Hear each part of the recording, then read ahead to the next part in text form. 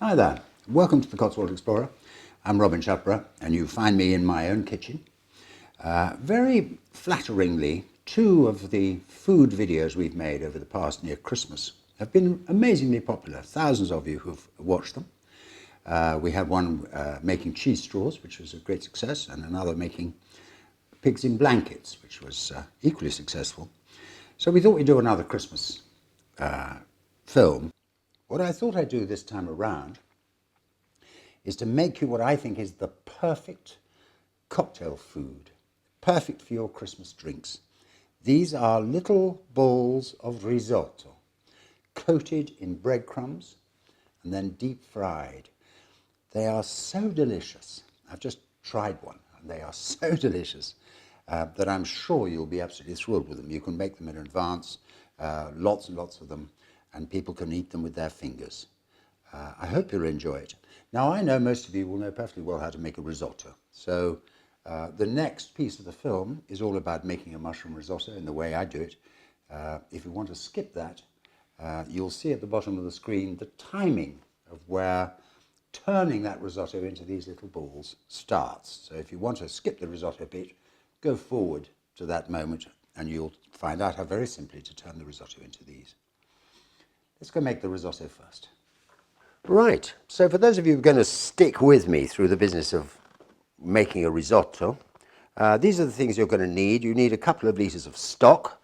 You can either make that yourself or use stock cubes. Making it yourself is always a bit nicer, it has to be said, but whatever is most convenient for you. 50 grams of unsalted butter. You need an onion, finely chopped, like that. You need 300 grams of little button mushrooms, finely sliced, like that one. You need about 50 grams of dried porcini. These are dried porcini mushrooms, cep, they're known as. You could buy them in delicatessens. You need to rehydrate them in warm water for at least half an hour, probably a little longer. When you do that, you're left with these wonderful, powerful, mushroomy tasting things.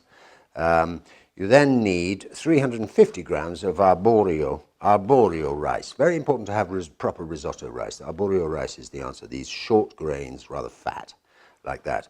So what we're going to do first of all, you will need later on some Parmesan and some butter, but we'll get to that in a little while. Now, first of all, I'm going to put the stock in a pan because it needs to be warm so that when you're adding it to your risotto, it's about as hot as the pan itself. So I'm going to put this in a pan. Right, now the first thing we're going to do now, Ross, you need to follow me over to the cooker from now on, is put some butter into an oven-proof, or certainly a flame-proof pan. I'm using one of these rather wonderful heavy casseroles, and we need that amount of butter, which will melt quietly. In it, we're going to cook the onions for a while, just to soften them and make them pale. It's important not to burn the butter. You want to try and avoid burning anything if you can. But we'll let that go.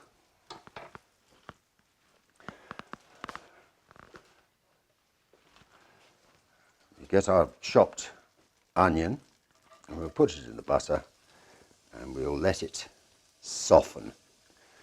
And this is something you really won't need to watch, but it'll take about 3 or 4 minutes.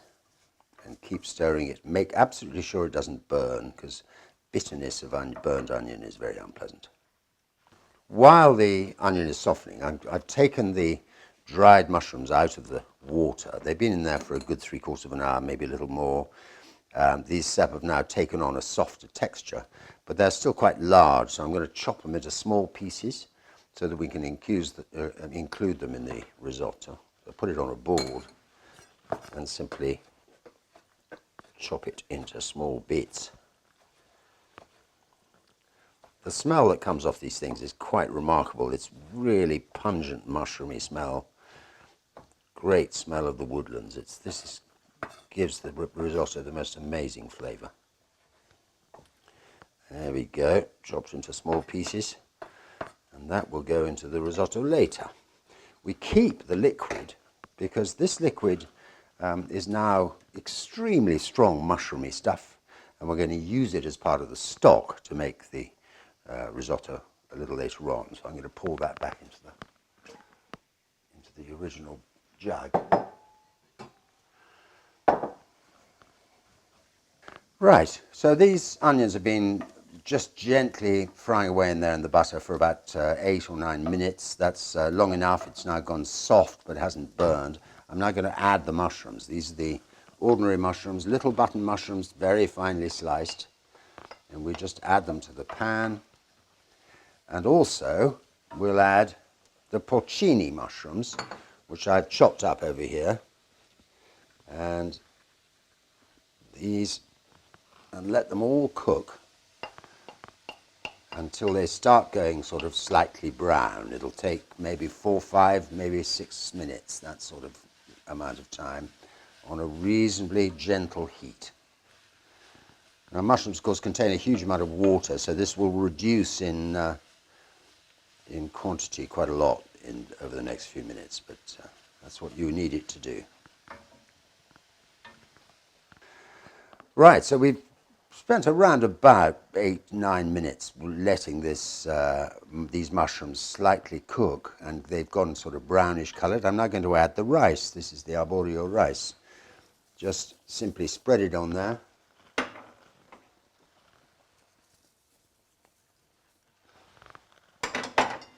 Mix it in so that it gets coated with all the lovely goodies in there. And leave it to absorb some flavour for about 1.5 minutes before you add anything else. Having given the rice just a little chance to absorb some of that lovely mushroom, we're now going to use the stock to give it liquid. And you simply, for a start, add 2 ladlefuls of your lovely chicken stock. And what you're going to do is you're going to keep stirring this throughout the next 20 minutes or so while this is cooking, while the rice absorbs all that wonderful liquid and flavour from your stock, as well as from the mushrooms. So this is now quite a slow process, but this needs to be done gently and with patience, because it's every minute you're doing it and stirring and gently making sure that it cooks evenly, you're adding flavour to this wonderful dish. So from now on, it is literally 20 minutes before you test the rice to make sure that it has the right sort of consistency. What you're looking for is the rice to be cooked through with a tiny bite in the middle, so that it's al dente, so it's just a little bit of bite to it still. But you don't ever want to let it dry out, but nor do you want it too moist. But as we go through it all, and I'll show you at the end what the sort of texture it's supposed to have. Amazing colour this is looking, isn't it? Right, well, we've gently stirred this for a full 20 minutes, nearly 25 minutes now. It took slightly longer to cook than I expected. We tested it at 20 minutes just to make sure that the texture of the rice was correct. And it was a little too hard, so I've cooked it for about another 5 minutes very gently until it reaches this kind of consistency. And you take it off the heat then, and let it rest for about 30 seconds or so to cool down just a tiny bit. And then we add 60 grams of freshly grated Parmesan and about 80 grams of unsalted butter. And you fold these 2 wonderful ingredients into this lovely hot rice, and the butter will slowly melt, and it'll give, of course, this sort of sheen to the whole dish.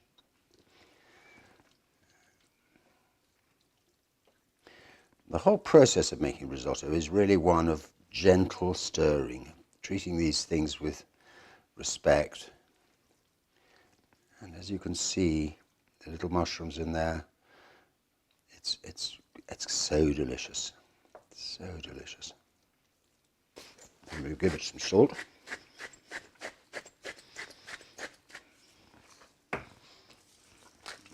And some pepper.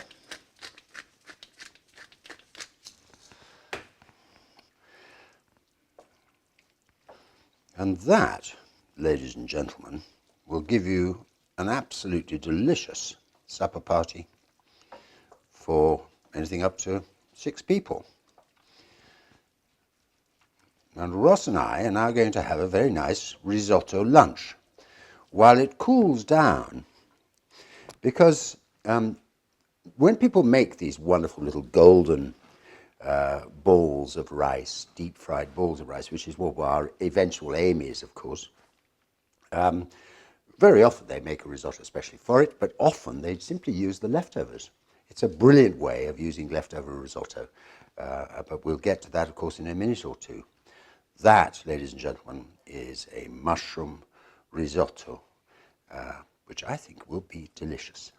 So we've got to the wonderful stage now of making our little arancini di riso. These are little rice balls, deep fried, and they are the perfect, absolutely perfect nibble for your Christmas drinks. We're going to take 400 grams of our leftover risotto. It can be any kind of risotto. As you know, ours is a mushroom risotto. At least you will know if you've watched the risotto film that comes before this.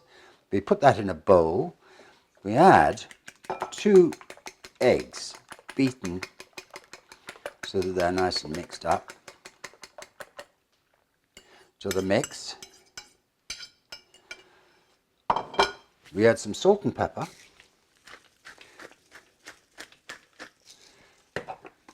Now the eggs are designed to hold the rice together when we turn it into little balls. We want to add 50 grams of freshly grated Parmesan, just to add extra flavour to it. And now with wet hands, I'm just going to go and wet my hands, we mix this into a mixture, mixing all that into the rice.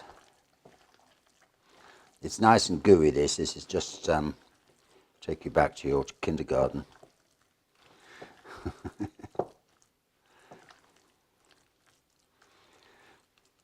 Now, what I need to do now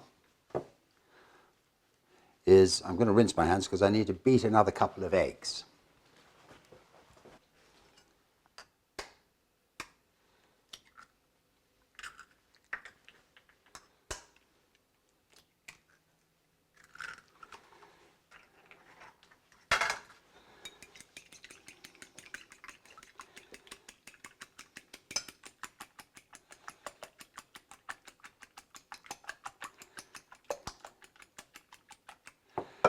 So what we now have here is some beaten egg and some dry, light breadcrumbs. These are homemade breadcrumbs. Actually, I just never throw any bread away. I always put it through the blender, and it comes out with nice breadcrumbs. These have been dried. And again, with wet hands, always a good move.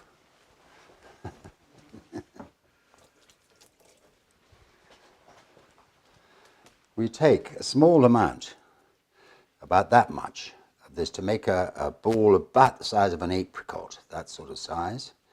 You roll it into a ball as best you can. Need a plate to put them on, get rid of that. Then you roll it in the egg. It's not very easy to hold together, but it will hold together. And then you roll it in the breadcrumbs, which will hold, and now you press the breadcrumbs into it. This dries the edges, but it creates a little ball of the most delicious risotto covered in bread. Put that in there safely. Do 2 or 3 of those.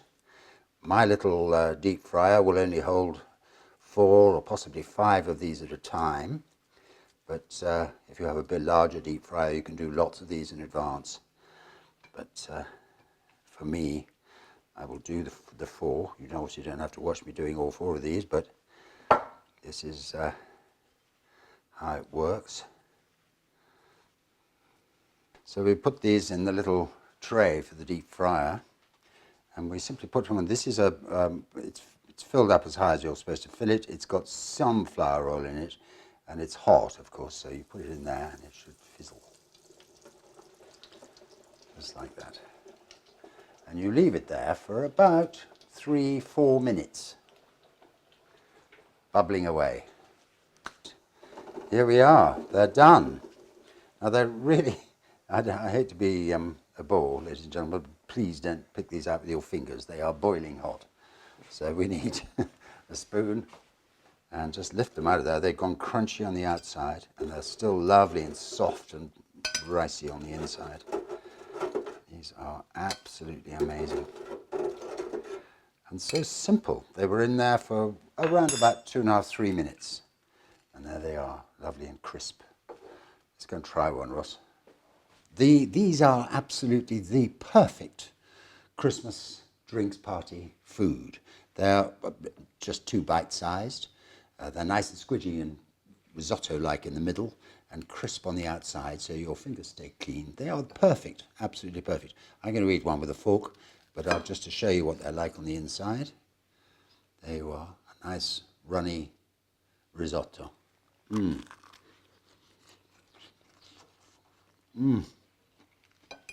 Absolutely delicious. You can use any kind of risotto you like. Eat them hot or cold.